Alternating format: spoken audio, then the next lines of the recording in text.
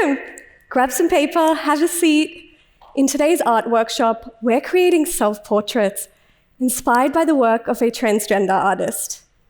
Do you know what transgender means?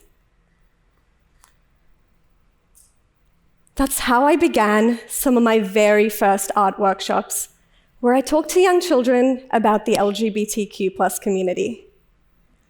Now, I know that may make some people uncomfortable.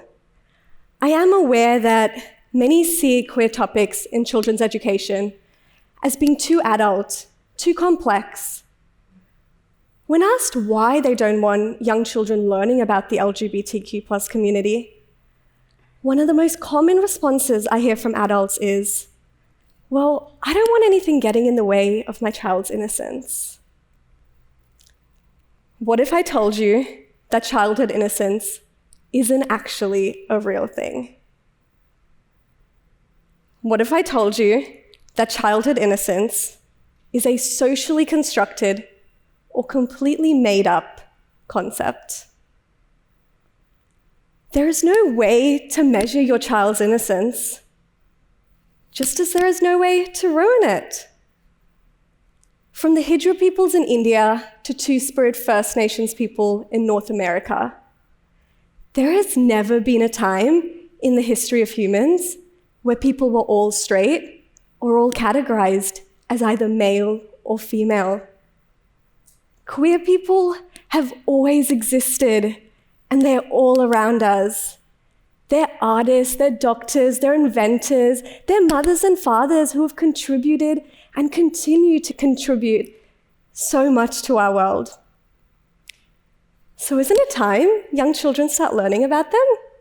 And when I talk about children's learning, I don't just mean in schools, because children are learning all the time, right?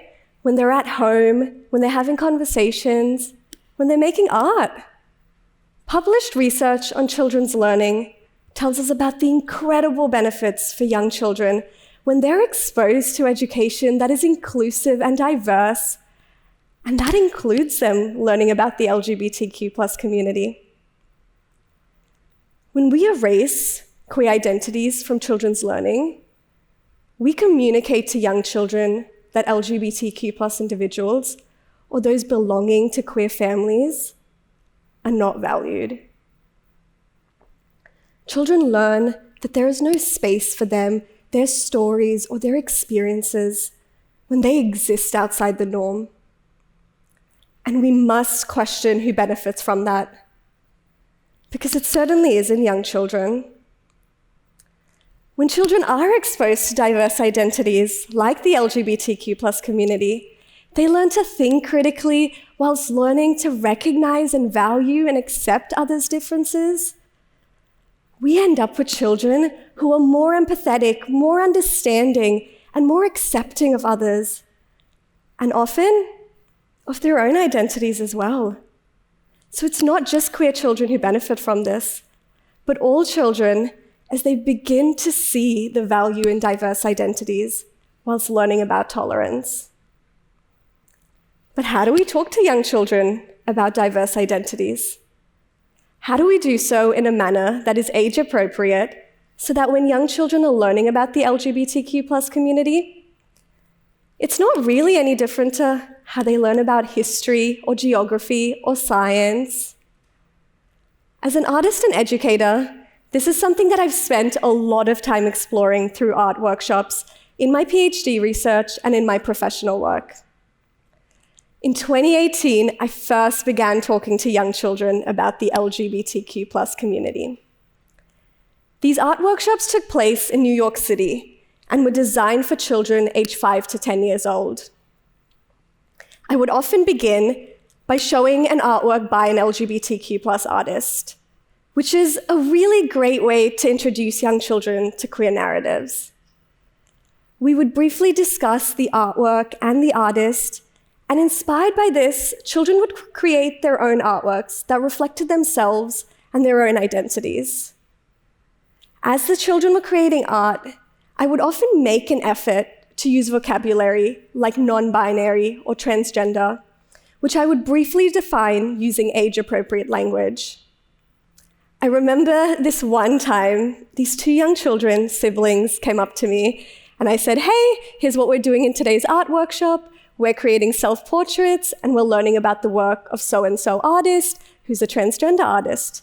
Do you know what transgender means? No, what does that mean, they said. Well, when this artist was born, doctors told her she was a boy, but she felt very much like a girl on the inside. So now she lives her life as a girl. These two young children looked at me and very casually said, oh, okay, cool. That was it. It was as if it was so easy and simple for them to understand. I could not believe it.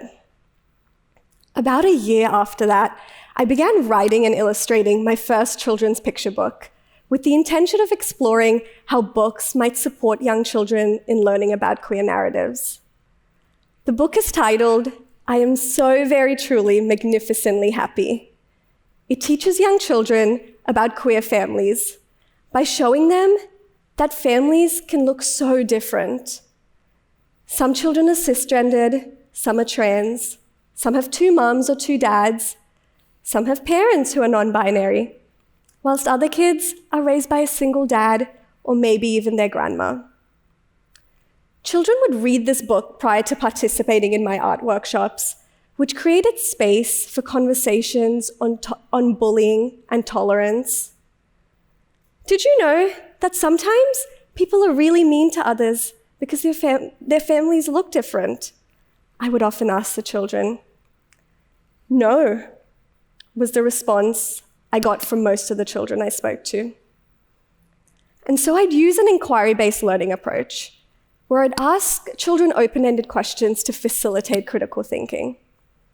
I would ask questions like, how does that make you feel?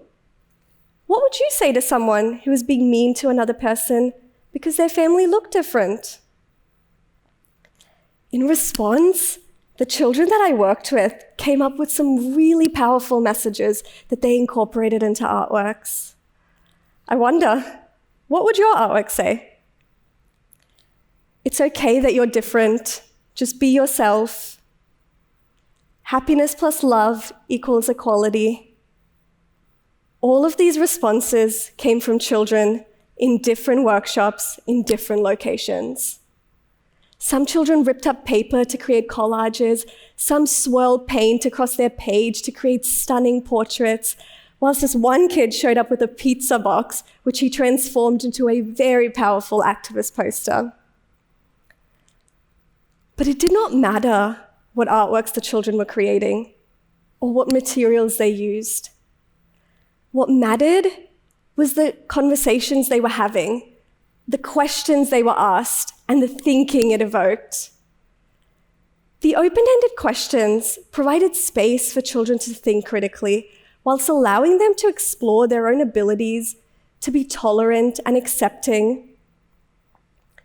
There were no wrong answers to these questions, just simply answers that made them think outside the box.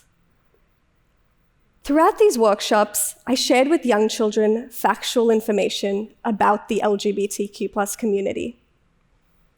So instead of a space in which they were told queer people are either good or bad, they were allowed the space to form their own thoughts and their own ideas. And what I realized was that more often than not, these young children developed increasingly tolerant attitudes towards those who were different to them. The children at my workshops taught me about their ability to be tolerant and accepting, more so than most adults. They taught me that they appreciate the space to take part in conversations, otherwise reserved for adults. They taught me that it was relatively simple for them to learn and understand diverse identities. And most importantly, they taught me that there is, in fact, plenty of space for LGBTQ+ narratives in children's learning.